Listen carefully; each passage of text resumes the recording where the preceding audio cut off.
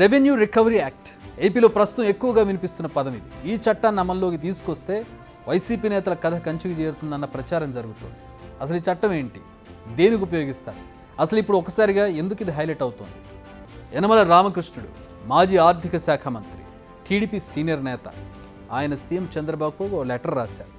ఈ లెటర్లోనే చాలా కీలక విషయాలను ప్రస్తావించారు ఆయన. అందులో అత్యంత ముఖ్యమైనది గత వైసీపీ ప్రభుత్వ అవినీతి. వైసీపీ హయాంలో జరిగిన అవినీతి వ్యవహారాలపై స్పెషల్ ఫోకస్ పెట్టాలని చంద్రబాబుకు సూచించారు యనమల. అంతేకాదు, వైసీపీ నేతల అక్రమార్జనను రెవెన్యూ రికవరీ చట్టం లేదా ఇంకేదైనా ప్రత్యేక చట్టాన్ని తీసుకొచ్చైనా ప్రభుత్వం స్వాధీనం చేసుకోవాలని సూచించారు యనమల. అప్పుడే గత ప్రభుత్వం చేసిన ఆర్థిక నష్టాన్ని అధిగమించేందుకు ఇదొక్కటే మార్గం అంటున్నారు ఆయన. అంతేకాదు, ఆర్థిక మంత్రిగా పనిచేసిన అనుభవంతో కొత్త ప్రభుత్వానికి 15 అంశాలను కూడా సూచించారు. ముందు అవేంటో చూసి ఆ తర్వాత యాక్ట్ గురించి చెప్పుకుందాం.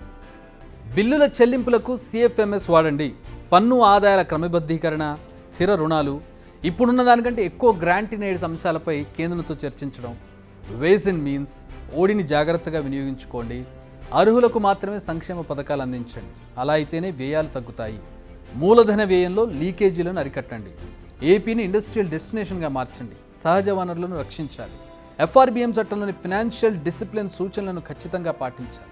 ఈ చర్యలతో ద్రవ్య లోటును ప్రస్తుతానికి నియంత్రించాలి. ఇలా చేస్తే రాబోయే సంవత్సరాల్లో లోటు తగ్గుతుంది, అవినీతిని అరికెడితేనే రాష్ట్రానికి ఆర్థిక పురోగతి ఉంటుంది. ఇవి ఆయన చేసిన సూచనలు. యనమల మాజీ ఆర్థిక మంత్రిగా తాను పనిచేసిన అనుభవంతో ఈ విషయాలను ఆయన వెల్లడించారు. ఆర్థిక క్రమశిక్షణ అనేది లేకపోతే రాష్ట్రానికి నష్టం తప్పదని ఆయన ఇచ్చిన వార్నింగ్. అది నిజంగా పరిగణలోకి తీసుకోవాల్సింది. ఎందుకంటే ప్రస్తుతం ఏపీ అప్పుల ఊబిలో కూరుకుపోయింది. దాని నుంచి బయటపడుతూనే అభివృద్ధిని పరుగులు పెట్టించాల్సిన సమయం ఉంది.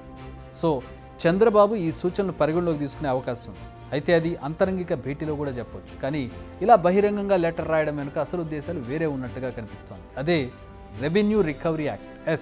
ఈ మొత్తం లెటర్లో అన్ని ప్రధాన అంశాలే అయినా ఇందులో టాప్ 1లో ఉన్నది మాత్రం రెవెన్యూ రికవరీ.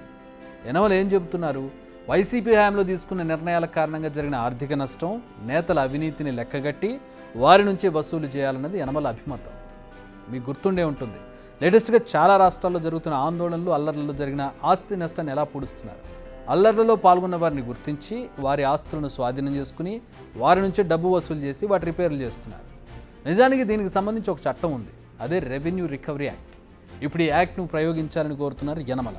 అయితే ఏదైనా చట్టపరమైన అడ్డంకులు ఏర్పడతాయని భావిస్తే ఏకంగా కొత్త చట్టాన్ని చేయాలంటున్నారు ఆయన. అదే జరిగితే వైసీపీ నేతలకు మరిన్ని కష్టాలు, తిప్పలు తప్పవని చెప్పాలి. మైనింగ్, ఇసుక, వివిధ అభివృద్ధి పనులకు ఇచ్చిన కాంట్రాక్టులు, ప్రాజెక్టులు, డ్యామ్ల నిర్మాణాలకు ఇచ్చిన కాంట్రాక్టులు, సొంత వారి కోసం ప్రభుత్వం నష్టపోయినా పర్వాలేదని చేసిన పనులు, తీసుకున్న నిర్ణయాలు, ఇలా ప్రతి అంశంపై టీడీపీ ప్రభుత్వం ఫోకస్ చేస్తుంది. ఏ పని ఎంతకు జరిగింది, అందులో ఖర్చు చేసింది ఎంత, వెనకేసుకున్నది ఎంత, ఇలా ప్రతిదీ ఆరా తీయాల్సి ఉంటుంది. ఒక్కసారి దర్యాప్తు పూర్తయి లెక్కలు తేలితే ఆ నిర్ణయాలు ఎవరెవరు తీసుకున్నారో వారి నుంచి వసూలు చేయడం ప్రారంభమవుతుంది. నిజానికి ఎమ్మెల్యేలు, మంత్రులు, ముఖ్యమంత్రి వీళ్ళే కదా నిర్ణయాలు తీసుకునేది. ఇప్పుడు ఈ చట్టం కూడా వారి మెడకే చుట్టుకుంటుందన్నమాట. ప్రస్తుతానికైతే ఇది కేవలం యనమల ఇచ్చిన సలహా మాత్రమే. ఈ సలహాను సీరియస్గా తీసుకుని ప్రభుత్వం దీనిపై ఫోకస్ చేసి విధి విధానాలు రూపొందించుకుని యాక్షన్లోకి దిగితే మాత్రం వైసీపీ నేతలు చుక్కలు కనపడతాయి. అందులో ఎలాంటి డౌట్ లేదు. బిగ్ టీవీ అవుట్లుక్ కథనాలు నచ్చితే వెంటనే బిగ్ టీవీ ఛానల్ ను సబ్స్క్రైబ్ చేయండి.